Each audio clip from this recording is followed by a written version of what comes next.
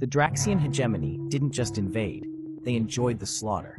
They hit the human colony on SETI 9 with gut rippers, nanite clouds that keep a victim alive while liquidating their internal organs.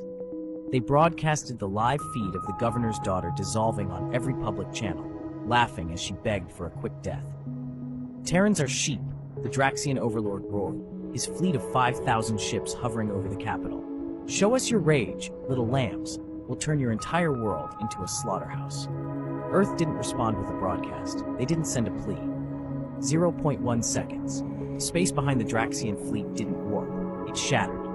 100 Vengeance-class kinetic slugs, each the size of a skyscraper and traveling at 99% the speed of light, exited slipspace.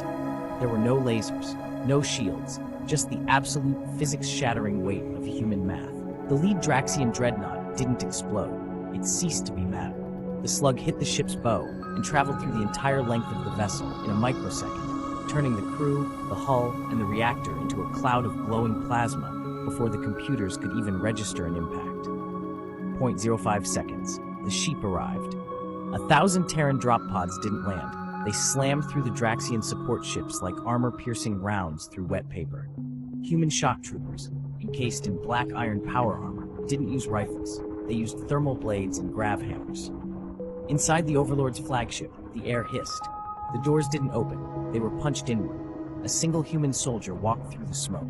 He didn't have a name tag. He didn't have a rank. He was carrying a severed Draxian head in one hand and a combat knife in the other. The Overlord scrambled for his sidearm. We surrender, we. The human moved faster than the alien's nervous system could process. He didn't shoot. He grabbed the Overlord by the throat and drove the knife through his eye socket. We don't accept surrenders from butchers, the human whispered. The sound broadcasted back to the Draxian homeworld. 4.1 seconds. Earth sent the final command. Cleanse. The kinetic slugs that hadn't hit ships struck the Draxian moons. They didn't crack them. They pulverized them into dust rings. The Draxian hegemony, which had ruled for 3,000 years, was physically erased from the universe in less time than it took for the Overlord's heart to stop beating. The last transmission to the rest of the galaxy was a single image, the human soldier standing in the ruins of the Draxian throne room, wiping blood off his visor. You started the war, his voice rumbled like a tectonic shift.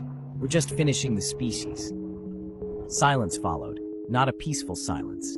The silence of a galaxy that realized humanity wasn't a lamb. They were the butcher that had been waiting for an excuse to go to work.